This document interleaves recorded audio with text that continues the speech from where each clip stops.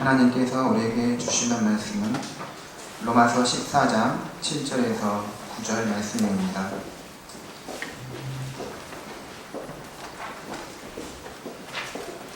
로마서 14장 7절에서 9절 말씀 같이 한 목소리로 읽도록 하겠습니다. 우리 중에 누구든지 자기를 위하여 사는 자가 없고 자기를 위하여 죽는 자도 없도다. 우리가 살아도 주를 위하여 살고 죽어도 주를 위하여 죽나니 그러므로 사나 죽으나 우리가 주의 것이로다. 이를 위하여 그리스도께서 죽었다가 다시 살아나셨으니 곧 죽은 자와 산 자의 주가 되려 하심이라. 아멘. 주를 위하여 살고 주를 위하여 죽나니라는 제목으로 하나님의 말씀을 증거하겠습니다. 사람에게는 생과 사라는 것이 있습니다. 사는 것과 죽는 것입니다. 이게 인생의 모든 것입니다. 그래서 요람에서 무덤까지라는 말이 있습니다. 태어나서 살고 마지막에는 죽는 것입니다. 생과 사는 그리스도인이나 비그리스도인이나 동일합니다. 누구든 태어나서 살고 마지막에 죽습니다. 그런데 여기에 그리스도인과 비그리스도인 사이에 차이가 있습니다. 첫째는 이렇게 태어나서 죽어야 하는 이 인생이 누구의 것이냐입니다. 믿음이 없는 자들은 내 인생은 내 것이지 누구의 것이냐고 말할 것입니다. 하지만 그리스도인들은 내 것이 아니라 바로 주님의 것이라고 말합니다. 고린도전서 6장 19절에 너희는 너희 자신의 것이 아니니라 라고 말합니다.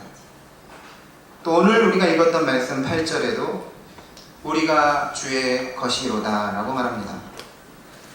성경은 우리는 우리 자신의 것이 아니고 주님의 것이다 라고 말하고 있습니다. 우리 그리스도인의 삶이란 무엇입니까? 그리스도인의 삶이 어디에 있습니까? 자기를 부인하고 하나님의 통치를 인정하는 데 있습니다. 나는 나의 것이 아니고 하나님이 내 인생의 주인이다를 철저하게 인정하는 데 있는 것입니다. 그렇다면 우리는 왜 우리 자신의 것이 아니고 우리가 주님의 것, 하나님의 것이 됩니까? 그리스도 예수님이 우리를 대신하여 십자가에서 죽으셨기 때문입니다. 고린도후서 5장 15절 말씀에 그가 모든 사람을 대신하여 죽으심은 살아있는 자들로 하여금 다시는 그들 자신을 위하여 살지 않고 오직 그들을 대신하여 죽었다가 다시 살아나신 이를 위하여 살게 하려 함이라 라고 말합니다.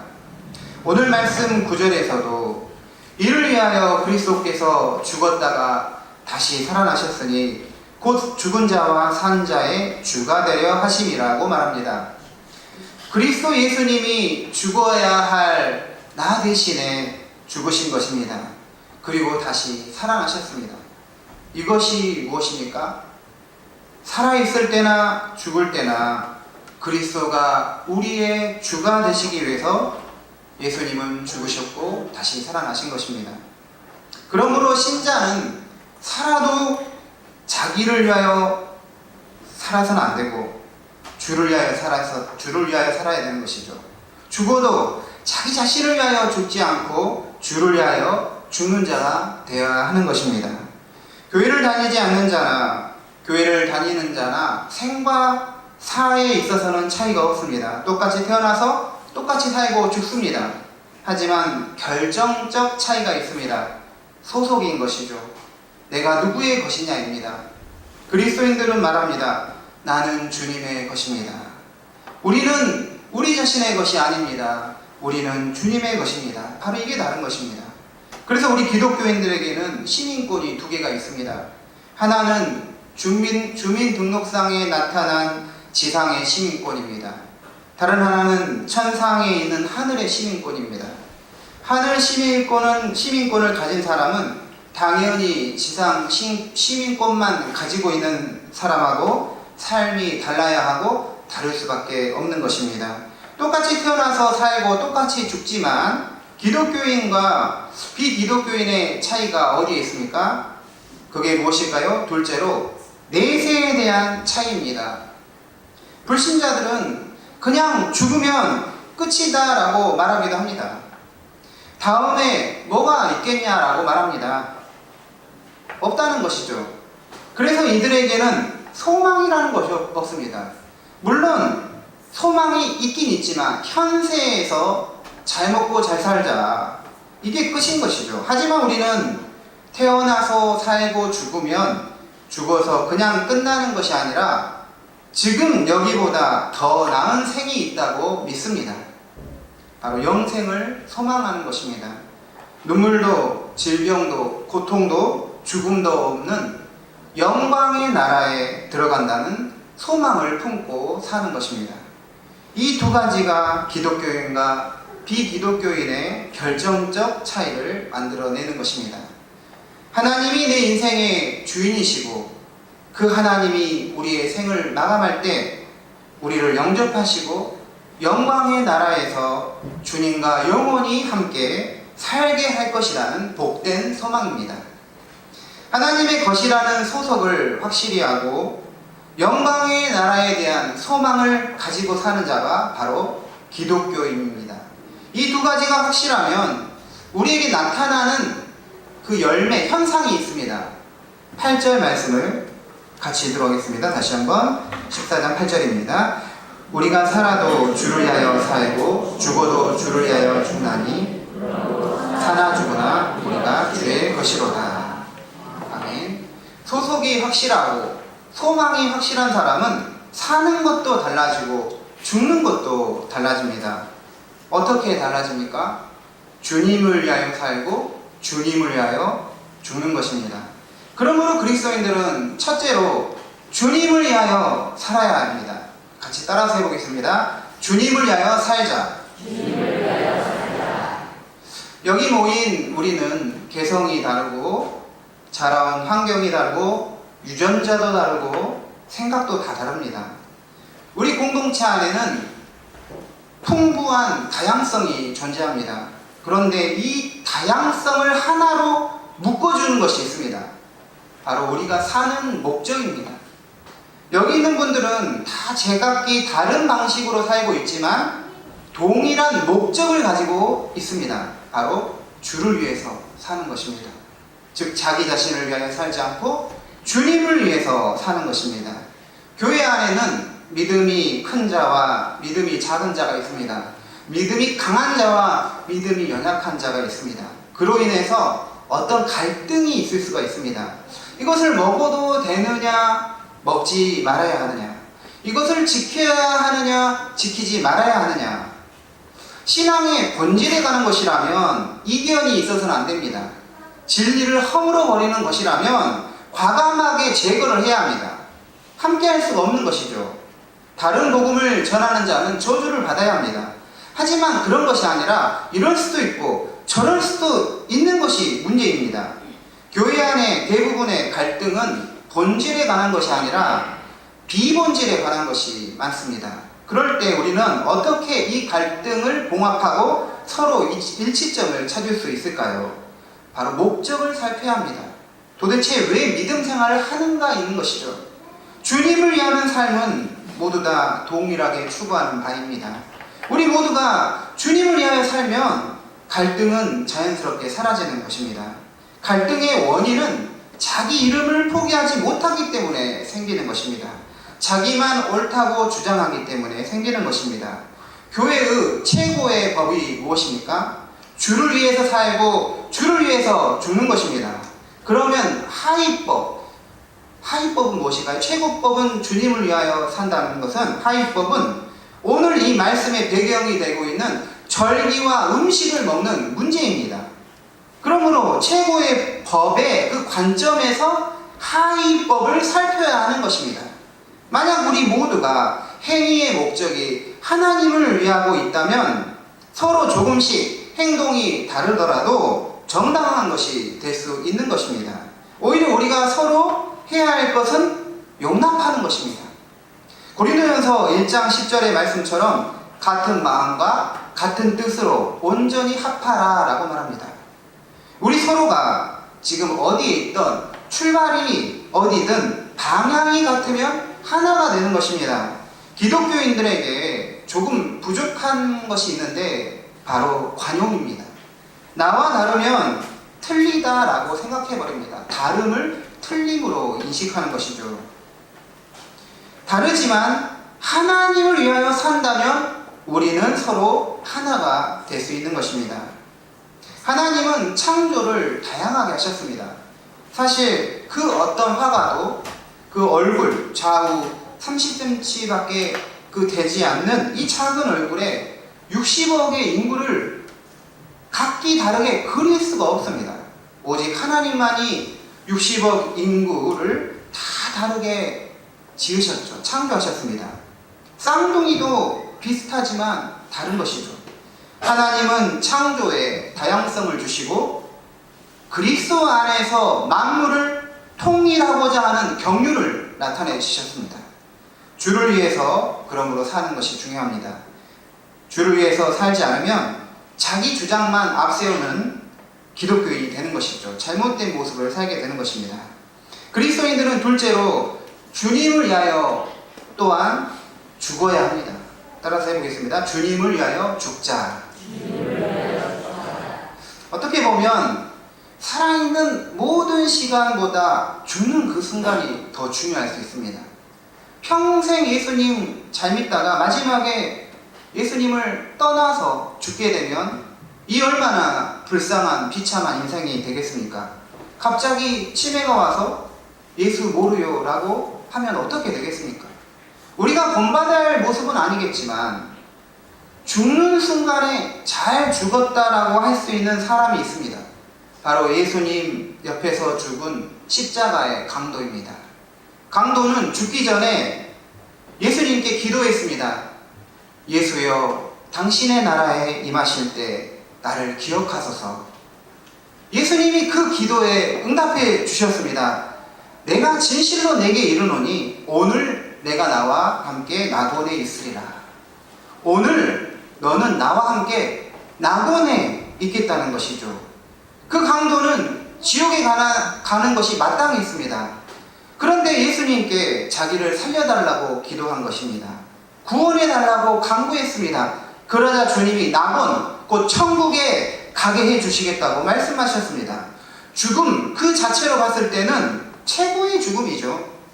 그런데 십자가에서 구원받은 강도를 보면서 살아있을 때는 내 마음대로 살다가 죽기 전에 예수님 믿고 천국 가면 좋겠다라고 생각하는 사람들이 있습니다. 그런 분들은 신앙이 뭔지를 모르는 것입니다. 하나님 없이 내 마음대로 사는 것이 행복한 삶이라고 착각하고 있기 때문에 그렇게 생각하는 것입니다. 그리고 마지막에 운 좋게 예수 믿어 천국 가겠다는 것은 믿음 자체를 경험하지 못하니까 오히려 그런 생각을 하는 것입니다. 평생 예수님 믿지 않다가 죽기 전에 예수님 믿고 천국 가는 분들이 실제로 있습니다. 그런데 그렇습니다. 그 평생의 모든 삶은 어떻게 된 것입니까? 건강할 때, 젊었을 때, 이 긴 인생 주를 위해서 살지 못하고 죽을 때만 주를 위해서 죽는 것, 거기에는 후회만 있는 것이죠. 눈물만 있는 것입니다. 왜 내가 이렇게 좋으신 예수님을 믿고 믿음 생활하지 못하고 세상에서 방황하며 살았던가, 후회의 눈물을 흘리는 것입니다. 그게 바로 진짜 믿음이죠. 그러므로 우리는 복된 사람 중에 가장 복된 사람입니다. 왜냐하면 살아서도 주를 믿어서 주를 위해 살 수 있고 죽어서도 주님을 믿어 죽을 수 있기 때문입니다. 그런데 그렇습니다. 우리는 우리 자신을 믿을 수가 없습니다. 지금은 열심히 예수님 믿고 있지만 죽을 때까지 예수님 잘 믿을 수 있다는 것을 누가 보증할 수 있겠습니까? 나중에 생각이 바뀌어서 이상한 소리를 하고 믿음의 길을 이탈할 수도 있지 않겠습니까? 솔직히 그렇습니다. 그럴 가능성이 누구에게나 있는 것이죠. 이 점에서 우리는 죽는 것을 위해서도 기도해야 하는 것입니다. 하나님께 거룩한 부름을 받아서 영광의 나라에 입성할 수 있도록 거기까지 주님이 안전하게 지키시도록 기도를 해야 하는 것입니다. 예수님 떠나지 않도록 예수님 나를 붙들어 달라고 기도를 해야 하는 것입니다. 주를 위하여 죽는다는 것은 무엇입니까? 나를 위하여 죽는 것이 아닙니다. 내가 예수님 믿어 천국에 가는 것이 믿음의 궁극적 목적이 아님을 말합니다. 주를 위하여 곧 하나님의 영광이라는 것이 더 큰 차원에 있는 것입니다. 그러므로 우리는 주를 위하여 죽어야 합니다. 즉 주님의 영광을 위하여 죽어야 하는 것입니다. 믿음 생활의 목적은 자기의 행복이 아닙니다. 자기의 구원도 아닙니다.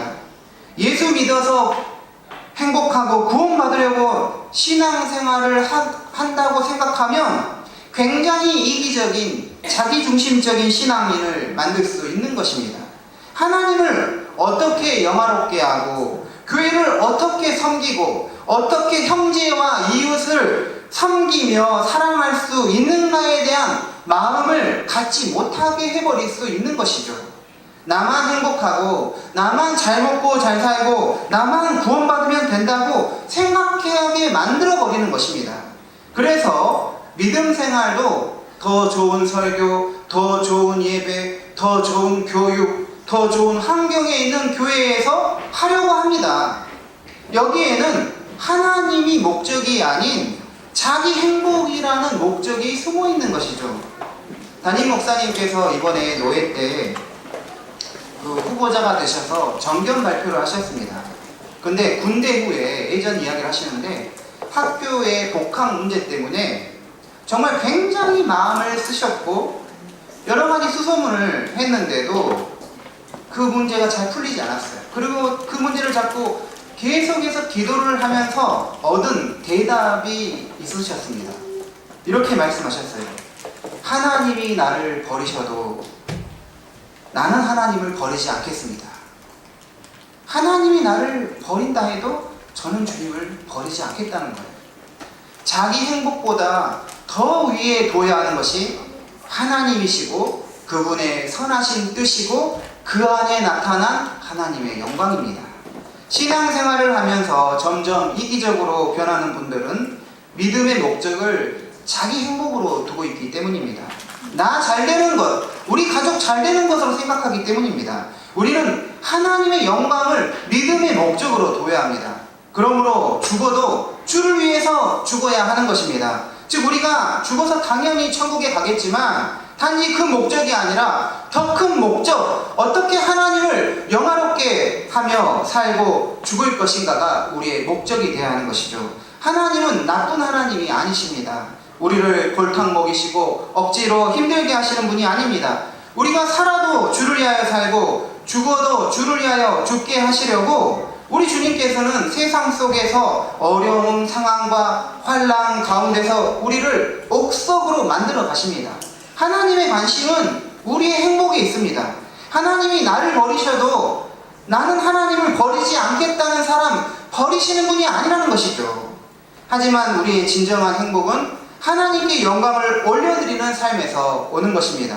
내가 이루고 쟁취하는 행복이 아니라 주를 위하여 살고 죽는 거기에 성도의 행복이 있는 것이죠. 오늘의 말씀을 마치도록 하겠습니다.